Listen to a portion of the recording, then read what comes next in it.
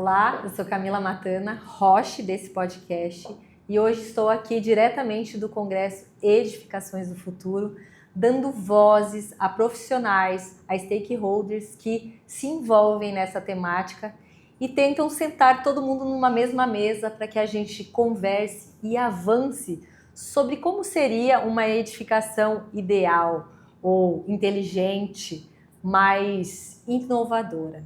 E para a gente abrir essa discussão, eu estou aqui hoje com o Lucas, ele que vai estar aqui hoje representando também uma construtora que por muitas vezes a gente joga a culpa nas construtoras. A construtora não fez um projeto inteligente, mas a gente vai ouvi-lo para que a gente possa avançar também nessa discussão. Bem-vindo, Lucas.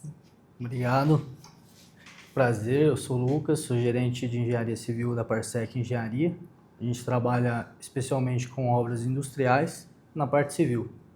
E realmente, sempre é a construtora que é a culpada pelo projeto final, né? A gente está entregando ali o resultado final. E a gente ainda vem da área industrial, que pega toda a obra, ela vem junto com um edital, onde já foi tomada uma certa decisão. Então a gente tem várias travas que possibilitam a gente ter um certo manejo, mas de forma que já está direcionado para acontecer certas coisas. Exatamente. Então, quanto mais esse contato, congressos como esse foram feitos, né, serem executados aí, o pessoal olhar, escutar isso, a gente vai ter esses editais, essas solicitações mais afiadas, porque muitas vezes sequer está ali na matriz de responsabilidade da empresa, mas quem escreve o edital não coloca as palavras certas, não sabe o que buscar e fica um negócio aberto e até parecendo que é mais do mesmo, Exatamente. Que só fala, mas não quer executar. Às vezes até que se quer, mas não se tem conhecimento, né, para escrever o conteúdo que a gente vai fazer o orçamento e o projeto de forma adequada para que isso resulte em um projeto final que receba elogios ao invés de críticas, né? Legal. Bom, para quem não sabe, a Parsec Engenharia ela já se posiciona, já vem se posicionando há algum tempo como uma empresa que está disposta a alavancar dentro da temática do ESG. Então hoje ela começa trazendo primeiramente a oportunidade, a fala, a comunicação através de todos os colaboradores para que eles ouçam também e possam em um futuro também ser um tomador de decisão de forma coerente, né, por projetos. Mas a gente sabe que existem muitos outros tomadores que talvez não estão aqui hoje, mas que deveriam estar. Então a Parsec, quando ela abre esse caminho, né, e eu falo isso porque conheço e faço parte de alguns movimentos, eu vejo muitos desafios ainda, eu vejo muitas portas fechadas, mas quando a gente olha para um congresso e vê edificações futuro dentro de uma casa como a USP, né, uma das maiores e renomadas escolas de aprendizados que a gente tem hoje, não só no Brasil, mas já a nível internacional, a gente vê um chamado de atenção, porque se tem uma temática dessa acontecendo, é porque tem olhares para ela, né? E você, estando lá no dia a dia, executando, dando do seu sangue naquele sol, naquele processo, onde que você sente ainda que existem portas difíceis de serem acessadas? Quando a gente fala de integrar falas, de integrar bons projetos. Eu vejo que a gente tem a missão aí, o pessoal está cada vez mais falando sobre isso. E hoje aqui no Congresso a gente pôde ver o pessoal da Prefeitura de Santo André mostrando. Legal. E querendo ou não, sempre o público, né, ele puxa as obras públicas, a iniciativa pública, ela puxa o que vai vir da privada. Ela é um espelho ali do Legal. Que está vindo, né, é a primeira a fazer investimentos. E eles falando ali sobre o quanto que se gerou de economia implementando processos. Agora, quando você traz isso para o privado, eu vejo da seguinte forma, a gente tem que entender em quanto tempo isso se paga. Uma vez que a gente conseguir provar por A mais B que esse projeto em 10 anos ele vai se pagar o investimento, você abriu e destravou a chave da indústria. Legal. Que é assim que funciona. Você teve um projeto, ele vai trazer uma melhoria, uma economia, e em 10 anos ele se paga, com certeza os tomadores de decisões da indústria Legal. vão entrar e daí vai abrir tudo que a gente estava falando sobre editais e tudo mais, e cada vez mais bem escritos, a gente vai concorrer, vai estar construindo e executando essas obras. Muito bom. Na fala de abertura, foram muito coerentes ao falar que não existe uma boa edificação sem um bom projeto. Exato. Você concorda com essa fala, Lucas? Concordo. E eu vou além um pouco. Não existe um bom projeto sem uma especificação adequada. Uau! Vamos lá, vamos falar na nossa fala lá na frente depois, vou levar isso. Então, olha só, né? Essa construção, ela não se dá sozinha. Sim. Né?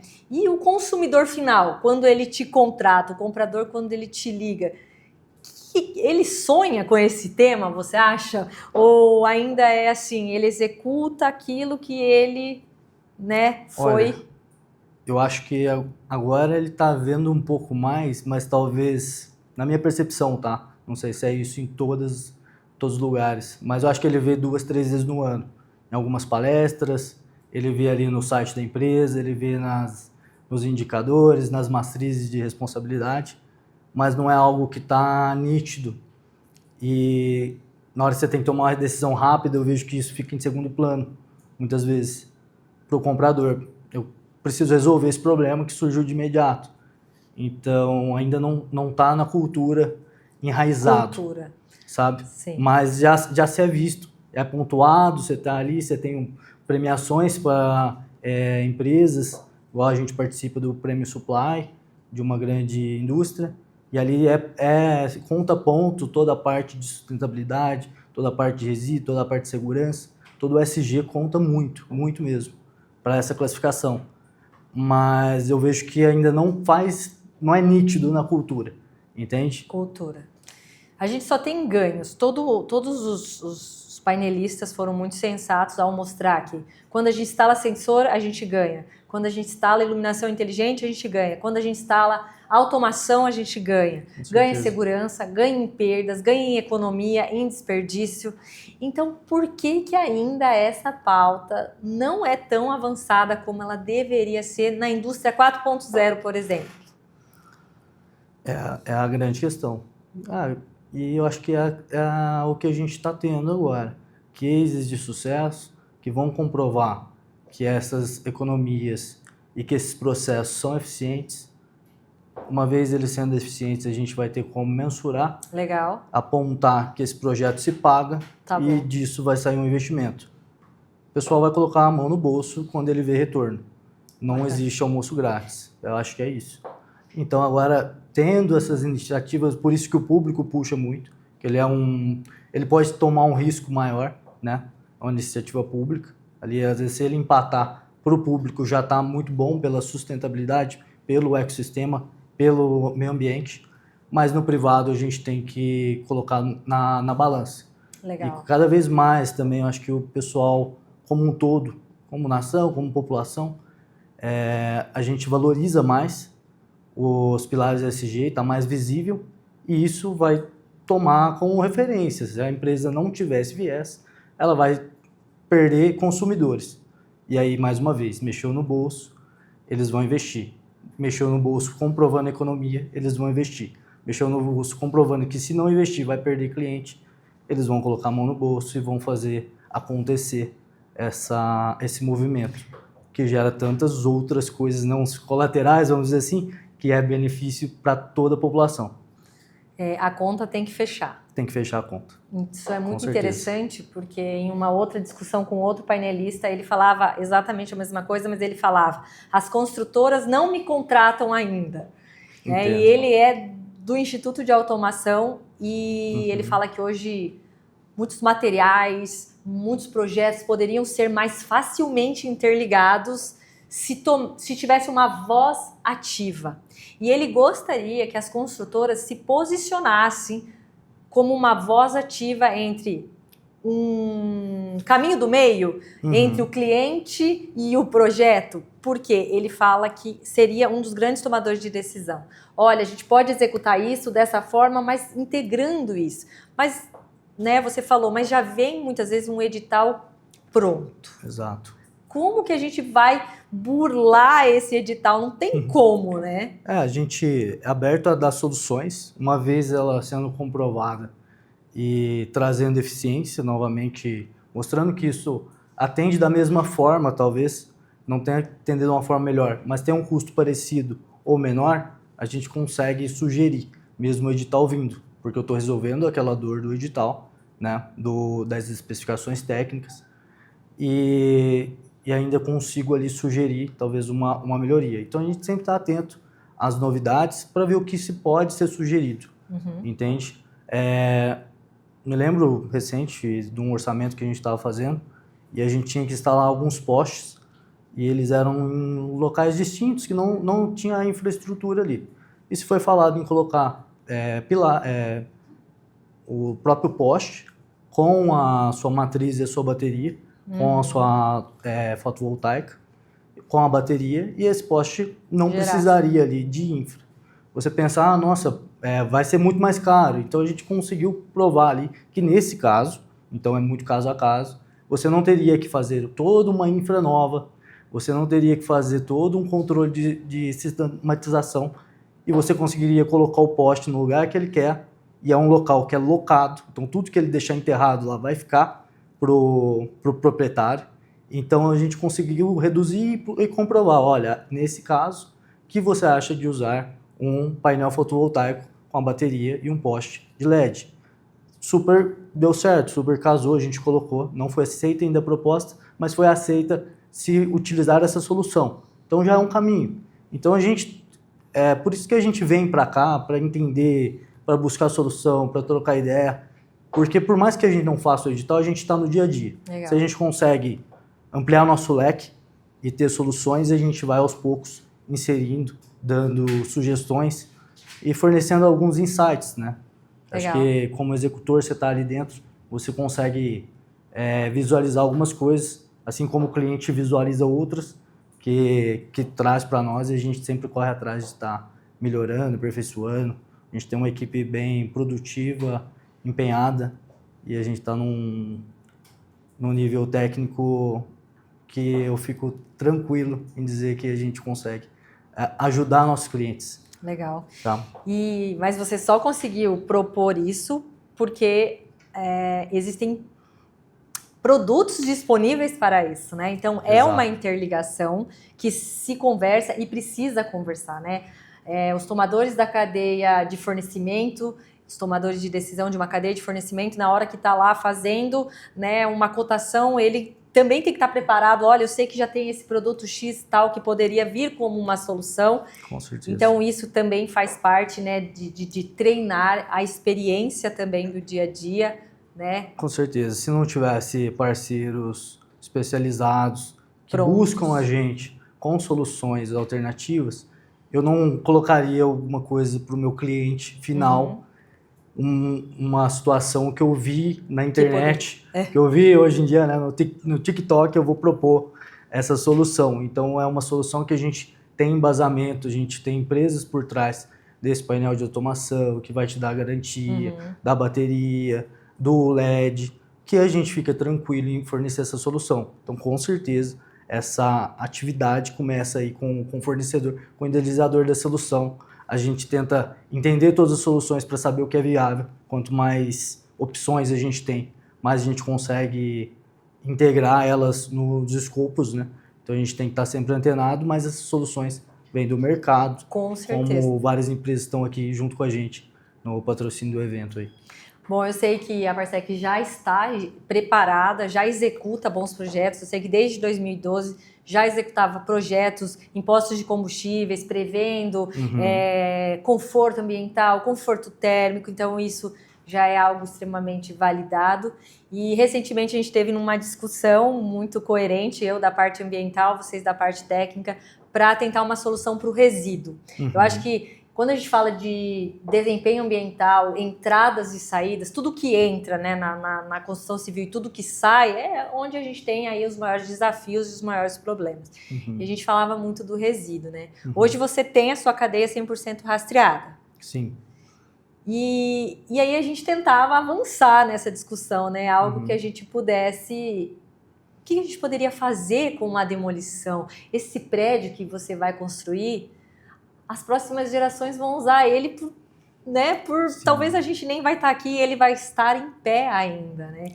E você disse algo assim muito coerente, que é algo que nós, que não somos da área civil, não temos essa informação, mas tipo, até que ponto eu posso erguer uma parede com esse material que veio da demolição? Isso é qualidade, isso é garantir uma certificação técnica.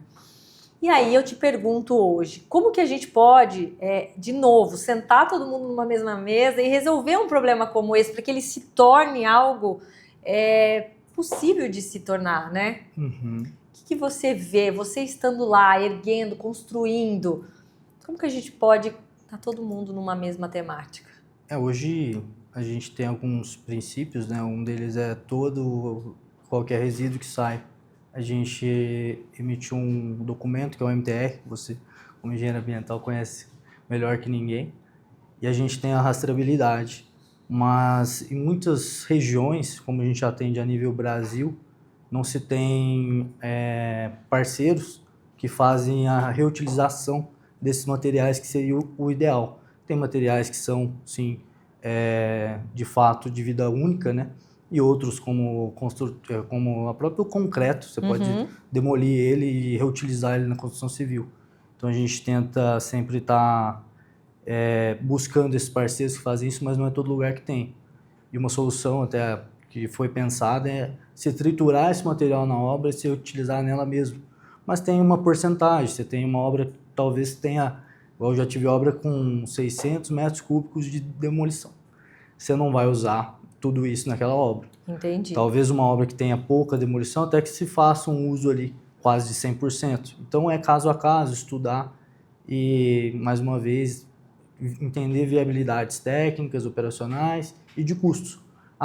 É viável usar como um rachão algo que está ali, mas não tem uma qualidade, não tem um efeito no produto final? É legal, dá para usar. Mas já dá para a gente triturar e pegar até um ponto que chegue areia e eu utilizo na massa? Tá, posso usar, mas meu cliente com certeza e eu também para ficar tranquilo, dormir tranquilo, eu vou ter que fazer um teste, vou ter que levar para laboratório, eu vou ter que entender aquele material. Então, a gente tem que começar, eu acho que sempre é bom dar o início, a gente já começar a utilizar um pouco em obra e a gente somar com parceiros cada vez mais qualificados, cada vez mais amplos, né, no Brasil todo, que faça a reutilização e possa me fornecer o próprio material que eu mandei para ele, eu possa comprar a areia já certificada ou o rachão já certificado em granulometria e tudo que eu precisar, a gente consegue aí fechar essa cadeia, né? Que esse resíduo não saia ou saia o mínimo possível da cadeia. É aquele chamado a primeiramente fazer o feijão e arroz bem feito. Exato. Eu acho que a gente está batendo aí para fazer bem feito o feijão com arroz. A gente tenta fazer um pouquinho a mais, mas o fazer bem feito em um campo onde tem gente que nem olha para isso ainda, já é um diferencial. Mas a gente está correndo para mais. Mas hoje, fazer isso e ter tranquilidade que não sai uma caçamba das minhas obras, das obras da Parsec, sem o MTR, já é um diferencial. Muito e a gente bom. vai para 26 com o intuito de implementar, fazer um case de sucesso, apresentar, falar, olha, essa amostra aqui ela se pagou dessa forma, ela teve isso de benefício, ela teve um custo a mais aqui, mas a gente também não teve uma pegada de diesel, porque se eu deixo o material na obra, eu não tenho diesel que eu vou levar do caminhão até o lugar. Exatamente. E depois eu compro o mesmo material, tenho o diesel de trazer. Então, a gente tem vários pontos a ser estudados. Eu acho que tem que ir testando pequeno para mostrar os resultados e depois ampliar. E vale lembrar que a Parsec Engenharia ela se posiciona já olhando para o processo de descarbonização como uma das primeiras construtoras industriais que vem fazendo esse trabalho desde 2012, onde ela vem preparando, adotando medidas e ela publica um relatório integrado ESG desde 2022, que está disponível também no site da empresa. Com certeza. Muito bom conversar com você, agradeço. Muito bom, Vou deixar o site da empresa com todas as informações acessíveis, porque sei que também é signatária do Pacto Global. Sim. Faz muito bem feito essa parte de rastreamento de resíduo, tem cases de reciclagem de uniforme, tem muitas outras atividades que ela vem fazendo. Então, mais uma vez, agradeço aí a sua disponibilidade em contar um pouquinho pra gente como que é o dia a dia real das construtoras. Eu que agradeço pelo espaço, Camila. Obrigadão. Valeu, até mais. Até mais.